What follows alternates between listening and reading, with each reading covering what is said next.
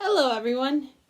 Today I'm going to once again challenge an assumption that is so basic that no one ever thinks to question it.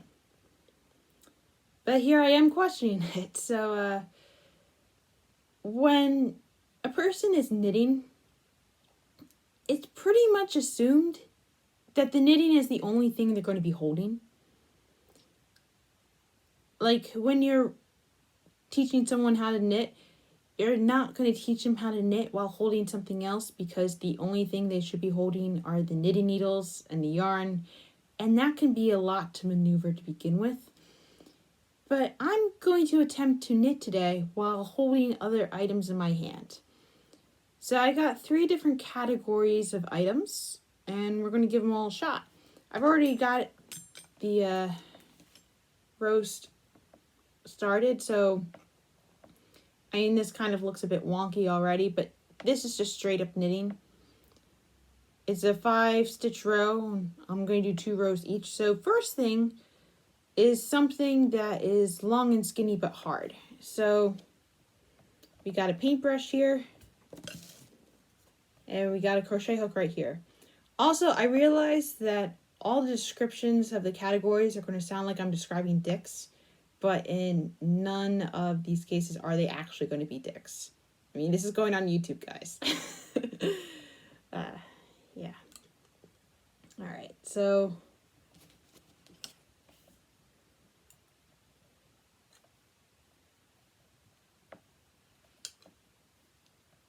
I mean, it could create more noise this way.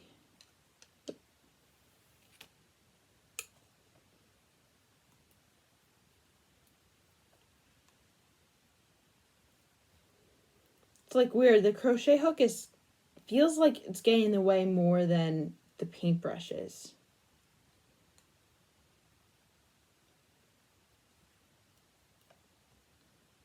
There you go.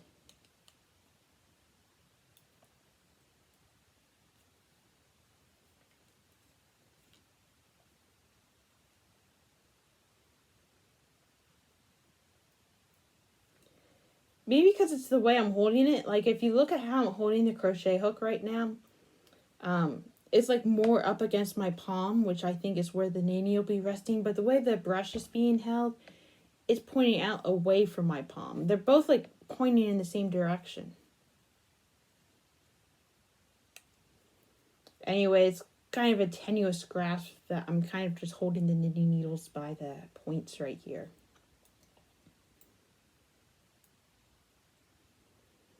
Anyway, that was those 2 rows. So now we're going to switch to a bulkier but softer obstacle. I'm going to be holding 2 skeins of yarn, which, as you can see, they barely fit into my hand.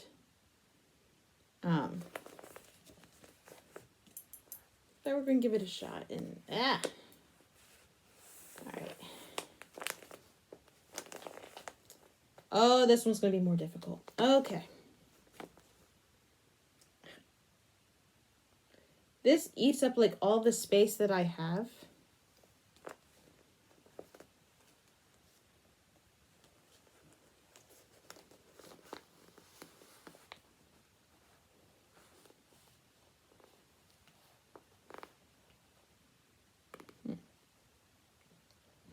I mean, it's nice that they're squishable.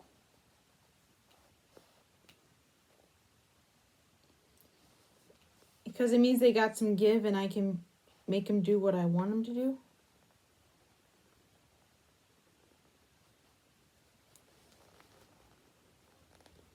But it also feels like when you're attempting to tie a knot and someone goes like, here, tie the knot only using 2 fingers,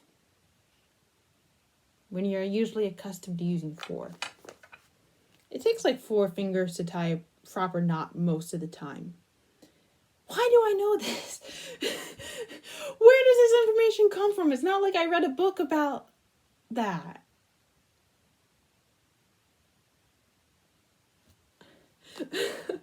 Okay.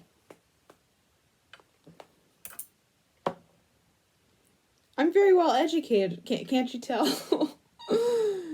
Anyway, oh,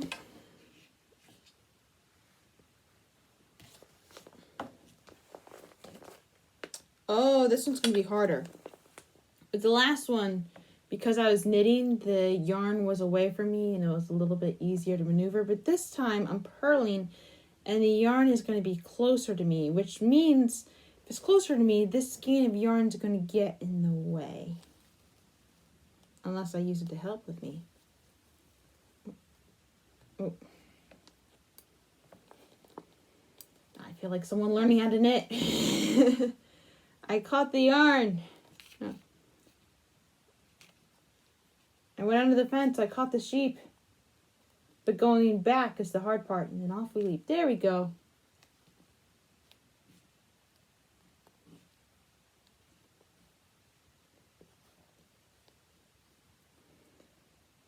If I wasn't leaning the knitting needle on the table right now, I wouldn't be able to do this.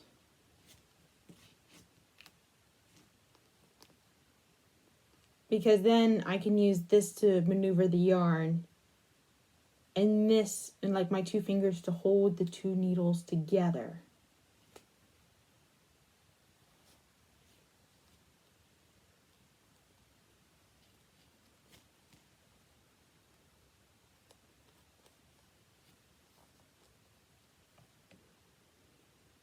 And I'm not using my thumb at all. Usually I'd be using my thumb in this case.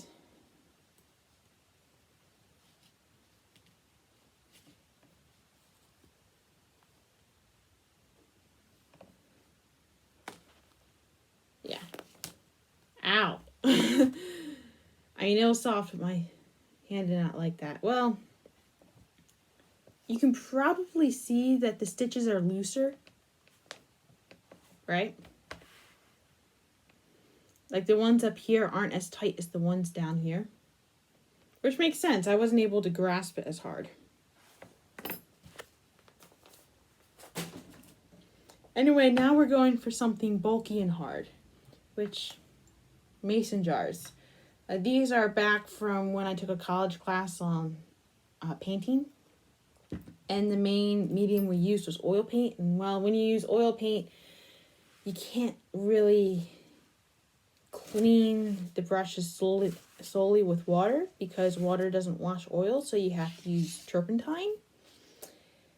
And turpentine's toxic, yo. You can't just like throw it away. Like, I would save like old turpentine in these jars, and they just, you can see there's like a film on the bottom of the jars because I don't know how to throw them away.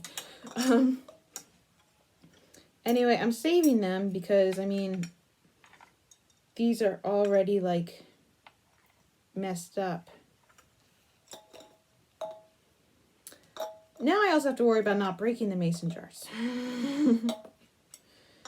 I'm sorry if I accidentally flip you off at some point during this video. It's entirely possible I may do so. Especially since the thumb is responsible for holding this, so a lot of what the thumb would be doing is now being relegated to the middle finger.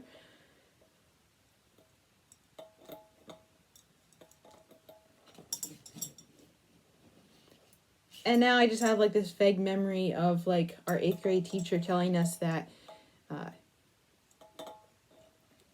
the way the bird came about was if someone captured an archer, they would cut off their middle finger because the middle finger was instrumental in stringing the bow. So if an archer escaped capture, they would put the middle finger in the air. I have no idea if this is true or not, but what I do remember is shortly after giving this explanation, the teacher had to tell one of the boys in the class that he was not an archer.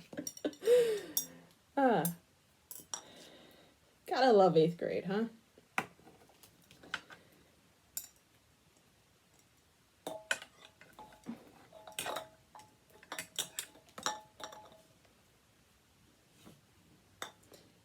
Yeah, this is like weird. Like, this is another case where if I didn't have the table underneath me, I would not be able to do this. Wait, was that even through the right part? Ooh.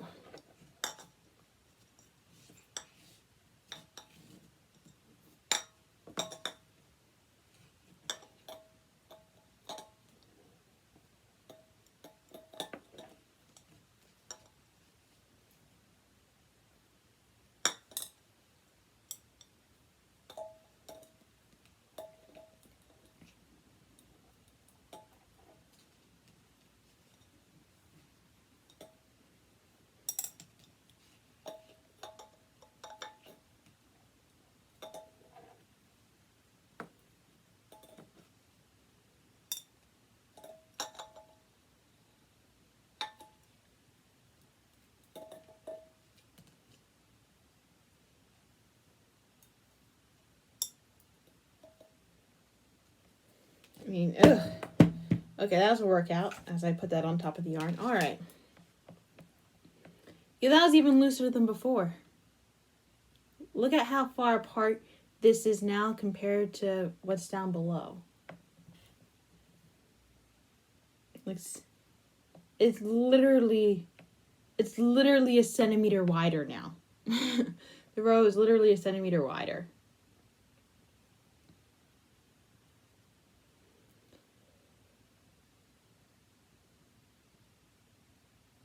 So it was easiest to knit when I just had this in like this hand. Like, I feel like having this in the hand while attempting to knit wasn't too difficult because I kind of do that anyway when I'm like keeping track of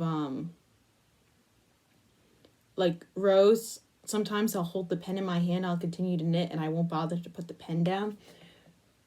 But considering how awkward it was to hold this in the other hand, it's definitely harder to lose maneuverability on my non-dominant hand.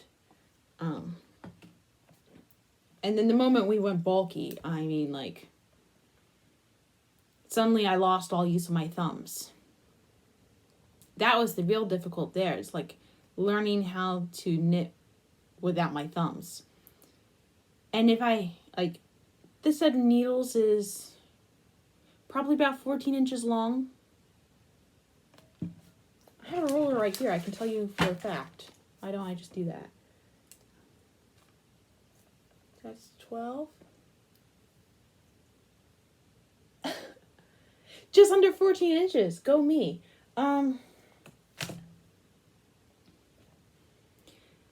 So,